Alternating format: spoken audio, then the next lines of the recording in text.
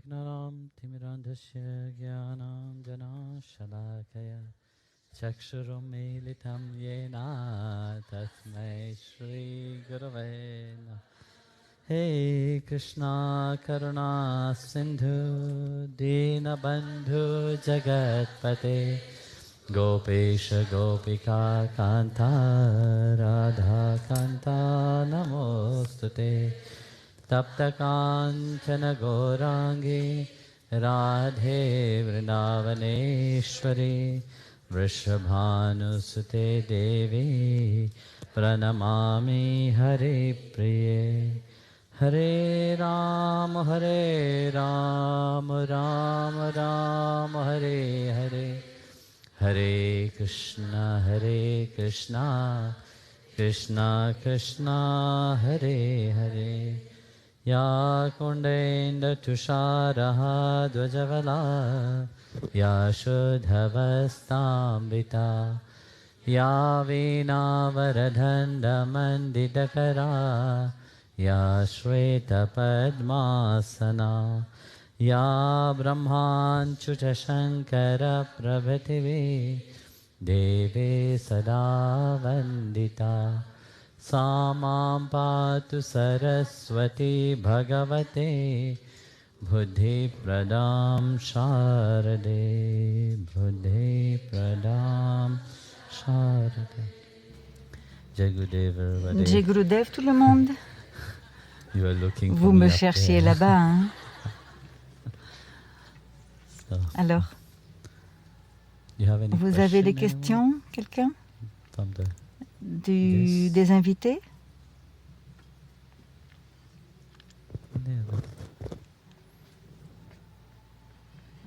Jai Gurudev, Guruji. La question est, pourquoi le mental recherche toujours les choses qui permettent de juger quand tout ce qui vient du mental, il juge tout en fait. Vous voyez, le mental, hier nous parlions du mental, c'est une continuation de ce que l'on disait hier. Et Bhagavan Krishna a parlé déjà, il a parlé beaucoup du mental déjà.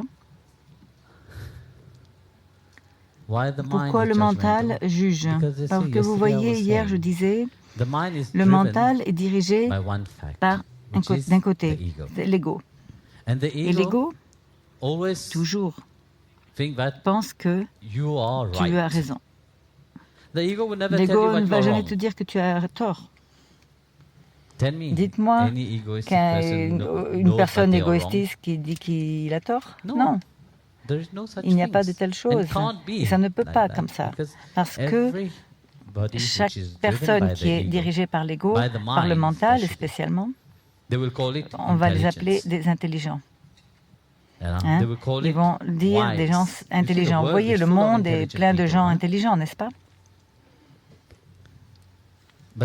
Mais ça s'appelle collective, une réalité collective. Vous voyez, lorsque nous regardons l'état mental des gens, les gens sont la plupart du temps d'une façon collective. Ils agissent d'une façon collective, ils pensent d'une façon collective. Et ils pensent que tout le monde pense qu'ils ont raison. Parce que nous sommes tellement... Ils sont confiants en eux-mêmes. Dans le mental, nous avons... On sait mieux que tout le monde, on sait mieux que les autres parce que nous avons appris quelque chose. Vous avez vu, comment dire, une personne éduquée, comment il agit, quelqu'un qui est intelligent, disons, ils s'appellent intelligents, mais ils ne sont pas intelligents. Pour moi, ils sont des gens stupides intelligents. Parce que, vous voyez, à travers la connaissance, ce n'est pas ce que vous voyez dans les livres. La véritable connaissance, c'est ce que tu as expérimenté d'abord, toi. Pour aboyer comme un chien, ce que tu as lu d'abord, c'est très facile. Il y a une grande différence entre un état mental collectif et véritablement une personne véritablement intelligente, individuelle. Vous voyez ça dans le monde. Lorsque vous regardez le monde, comment il est le monde? Lorsqu'une personne fait quelque chose, tout le monde essaye de imiter. Et tout le monde essaie de copier. Mais quoi par rapport à l'individualité de cette personne? C'est parti. Pour revenir à la question, c'est facile quand on peut juger. Parce que lorsque nous jugeons quelqu'un, on se sent bien envers soi-même. Pourquoi on se sent bien envers soi-même? Parce qu'on n'a pas besoin de se regarder. On n'a pas besoin de regarder nos propres erreurs et apprendre de là. On n'a pas besoin de regarder nos propres choses que l'on ne veut pas voir. C'est facile de juger. C'est facile de regarder quelqu'un d'autre. Ah, cette personne se trompe. C'est ce que la société a programmé à faire. On court dans ce même drama, dans ce même schéma. Comment on doit penser? Tout le monde vous a dit de juger tout le monde. Depuis petit, on vous a dit de juger. Depuis petit, on vous a dit « Ah, tu dois avoir raison, tu es le meilleur, tu es tout. » Et tout le monde d'autre est faux. Et c'est ce que tu as programmé tellement dans ton subconscient que oui, je suis le meilleur, je sais mieux que les autres. C'est pour ça que dans toute situation que tu fais, tu ne peux pas rester dans un état discriminatif. Dans toute situation, on juge. C'est facile de critiquer. Parce que si tu dois être d'accord avec tout ça, dans les situations, tu dois te regarder toi-même. Et pour te regarder toi-même, c'est très dangereux. N'est-ce pas? Tu essayes d'éviter tout cela. Alors, comment éviter? C'est de jeter les saletés sur les autres. Tes propres saletés, tu les jettes sur quelqu'un d'autre. Et ça, c'est pas sage du tout, c'est pas intelligent. L'intelligence vient lorsque tu plonges à l'intérieur de toi et que tu commences à regarder ta propre individualité. Et ça, sont les choses, les gens qui ont vraiment la vraie connaissance. Ils sont vraiment sages. Il ne s'agit pas de juger l'extérieur, mais de soi-même. Et quand tu continues à plonger à l'intérieur, et c'est facile, vous voyez, lorsqu'on juge l'extérieur, très facilement, il y a des solutions faciles. On n'a pas besoin de s'aventurer en cela. On juge quelqu'un, on juge une situation, tu n'as pas besoin de rentrer dans cette situation. Qu'est-ce que tu fais? Tu le balayes. Tu oublies tout ça. Ça ne te concerne plus. Oui ou non? Ça ne vous regarde plus. Parce que lorsque ça devient ça te regarde, alors tu dois t'investir dans le temps, dans cela. Tu dois travailler sur toi-même dans ce cas. Combien de gens veulent faire ça? Oui, on dit oui, on est sur le chemin spirituel. Mais malgré tout, combien vraiment sont sur le chemin spirituel? Combien vraiment sont plongés dans ce soi à l'intérieur de soi? On dit oui, ça, c'est... même ceux qui sont sages, ils trouvent des excuses, toujours. C'est pour ça que l'on voit, par exemple, lorsqu'on regarde, il y a deux Gitas qui sont très belles.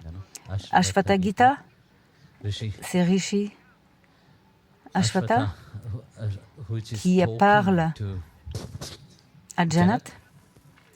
Et on voit Bhagavad Gita, c'est Krishna qui parle à Arjuna. Quelle est la différence entre les deux? Dans Ashvata Gita, on voit le roi Janat est assis tranquillement, absorbé, il absorbe tout ce qu'il reçoit du Guru.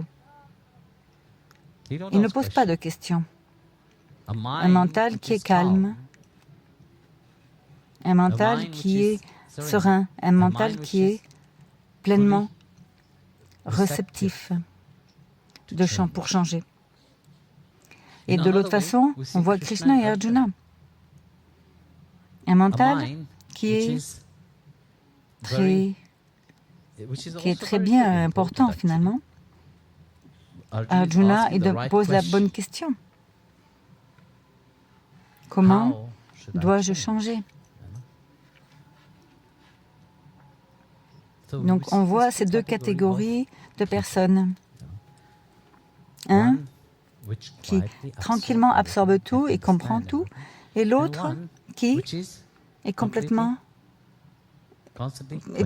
constamment il questionne. Et on se voit souvent tout même dans cet aspect d'Arjuna, que on doit questionner. Et le fait de questionner, on pense qu'on devient intelligent. Quelqu'un aujourd'hui m'a posé une question, on me parlait et il m'a dit « Je suis très déçu avec quelqu'un parce que cette personne a commencé à parler de la théorie de la Terre plate. » Vous avez entendu parler de ça, n'est-ce pas? Et je suis très déçu de cette personne. Et je dis, regardez, je regarde la personne et je me demandais, mais que le monde soit plat ou il est rond, qu'est-ce que ça va changer? On juge les autres, n'est-ce pas? Parce que c'est facile. On juge une situation parce que c'est facile. Et on essaye d'échapper à cela. C'est pour ça qu'on le fait. La prochaine fois, la fois suivante, lorsque vous voyez que votre mental est dans cet état de jugement, vous regardez-vous vous-même. Regardez-vous. Vous voyez, c'est facile d'être autour et de blâmer les autres. C'est pareillement la même situation que quelqu'un va vous poser une question. Comment ça va? Et qu'est-ce que vous allez répondre? Ah, vous savez, je ne vais pas bien. Ah, j'ai ce problème, j'ai ce problème. Et vous avez un autre type de personne qui dit « Ah non, tout va bien ». Même s'ils vont à travers certaines situations dans leur vie, mais tout va bien. Lequel vous voulez être? Celui qui prend pitié, reçoit la pitié des autres? Parce que vous voyez, ils sont, comment dire, quand quelqu'un a pitié de vous, c'est un grand investissement. Vous allez voir, si tout va bien, comment dire,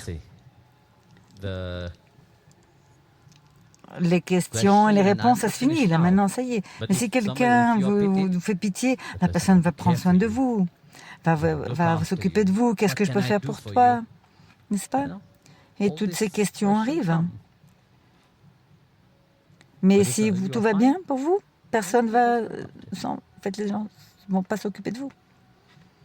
Mais en réalité, ceux qui vont bien, eux aussi, ils ont aussi leurs choses à l'intérieur, mais ils ne le montrent pas. Ils vont préférer souffrir tranquillement. Ils vont pleurer, comme tout le monde d'autre. Ils vont se plaindre, mais ils vont le faire écartés de tout le monde, avec eux-mêmes. C'est facile de juger, d'envoyer le jugement. C'est facile de condamner quelqu'un d'autre, de juger une situation. Mais regardez la situation.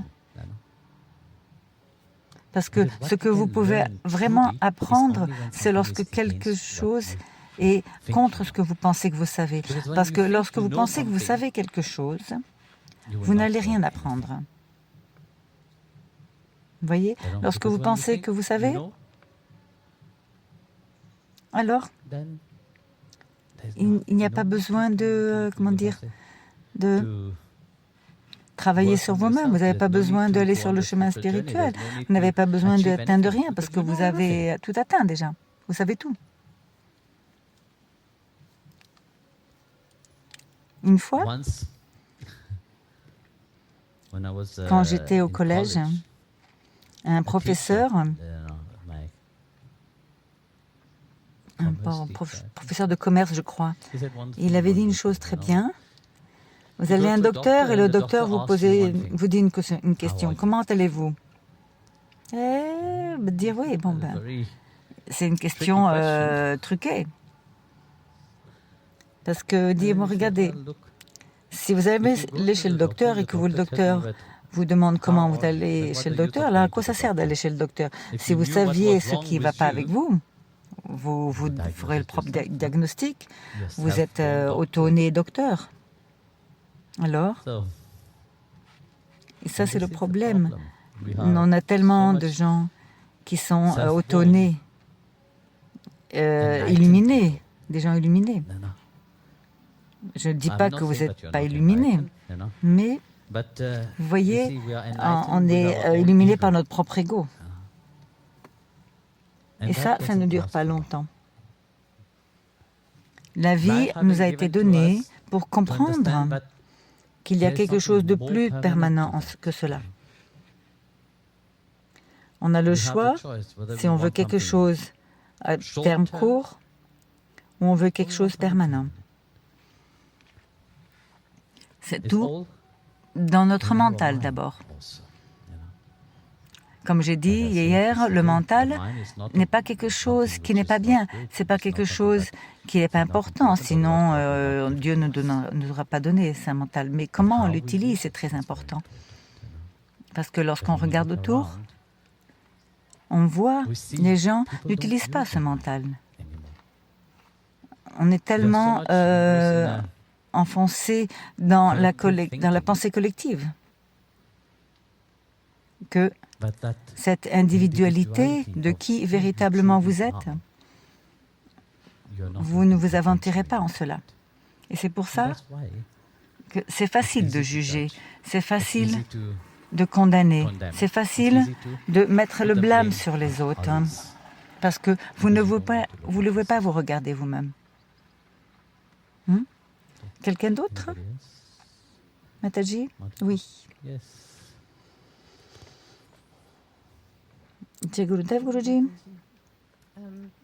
chapitre 3, vers 35 de la Bhagavad Gita, Krishna dit « C'est mieux de continuer son propre devoir que de continuer le devoir d'une autre personne parfaitement. » Alors, lorsque les gens vous demandent, on dit toujours que notre dharma, c'est ce que l'on fait maintenant dans notre vie.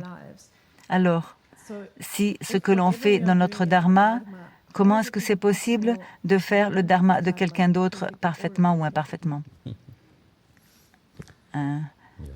Comment ça peut être?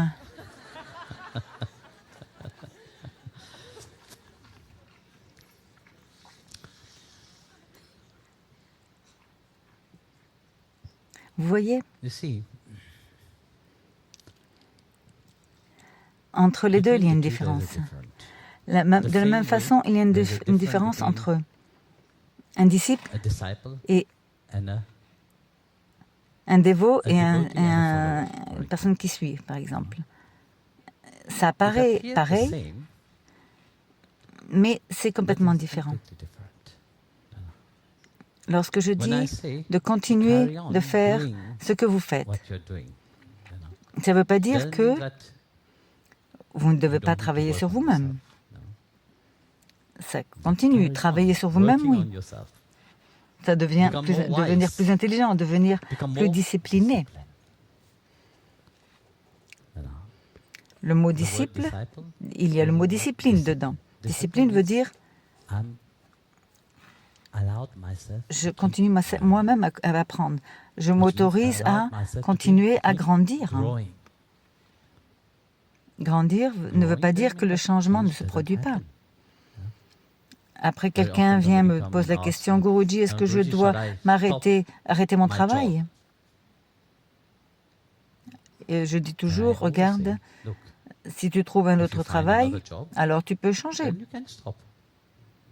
Il y a une certaine logique. Tu ne peux pas dire, Guruji, prends la responsabilité pour moi, ce qui est facile. Je te dis d'arrêter de travailler. Et demain, tu n'as plus d'argent pour payer ton loyer. C'est la faute de qui? La tienne? Tu oublies que tu as posé la question à Guruji. Hein? Tu oublies que tu es venu dans ton mental lui-même avec la réponse de ce que tu veux entendre. Et tu viens me poser la question, « Ah, laisse-moi faire mon dharma, Guruji. » Et oui, Guruji, vous pensez que Guruji est stupide? Vous pensez que c'est écrit idiot sur son front et qu'il est en face de toi, là? Je ne vais pas te dire ce que tu veux entendre. Parce que là, c'est très dangereux, vous voyez. Si le gourou lui-même va te dire ce que tu veux entendre, alors ce n'est pas un gourou. Le gourou, il est là pour te défier. Le mot gourou lui-même représente ce défi. Retirer l'obscurité, vous pensez que retirer l'obscurité, ça se retire comme ça, que l'ignorance se retire que comme ça? Non, ça ne passe pas. Le défi doit être donné. Et pour faire ton dharma, véritablement, d'abord, tu dois apprécier ce que Dieu te donne dans la vie de tous les jours. Si tu ne peux pas faire ce que Dieu te donne dans la vie de tous les jours elle-même, de quel dharma tu veux faire? Tout le monde vient et dit « Ah oui, Guruji, donne-moi mon dharma. » Ah oui, très bien, d'accord. Arrête de travailler maintenant, renonce tout et va dans la forêt et vis dans une cave, dans une grotte. Est-ce que tu vas faire ça? Autant que tu vas dire, oui, probablement, je vais le faire. Non, tu ne le feras pas. Peut-être un jour, tu le feras. Tu vas penser que c'est un camping. Et une semaine, pendant une semaine. Et pendant ce jour-là, pour ce jour-là, tu vas arriver avec un grand sac et tu vas passer par Edeka, la boutique, et tu vas faire tes courses. Ça, c'est comme ça que tu ferais ton dharma.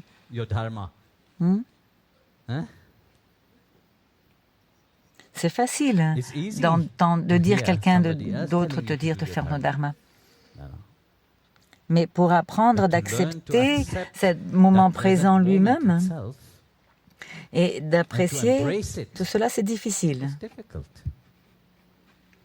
Tu entends ce que tu veux entendre. Vous voyez, la question que tu as posée, c'est exactement ça. Parce que je n'ai pas dit ce que tu veux entendre. C'est pour ça que tu dois le formuler. Tu as reformulé encore et encore. Et ma réponse sera toujours la même. Jusqu'à ce que tu apprennes, ce présent moment, c'est la réalité. Et quand tu apprécies ce moment présent lui-même, ta vie sera très joyeuse parce que tu n'as pas encore apprécié ce moment présent lui-même. C'est pour ça que tu continues à souffrir. C'est pour ça que tu ne peux même pas apprécier ce moment présent. C'est pour ça que tu es pas malheureux après. Alors la réponse, elle est là. La réponse est là. Apprécie ton dharma maintenant. Fais ce que tu dois faire. Fais-le avec amour. Et dire, ah, Guruji va venir, je vais changer mon travail. Pourquoi? Parce que tu ne l'aimes pas? D'accord. Essaie d'apprécier, d'aimer ton travail et après tu le quittes. Si tu peux faire ça, ça va.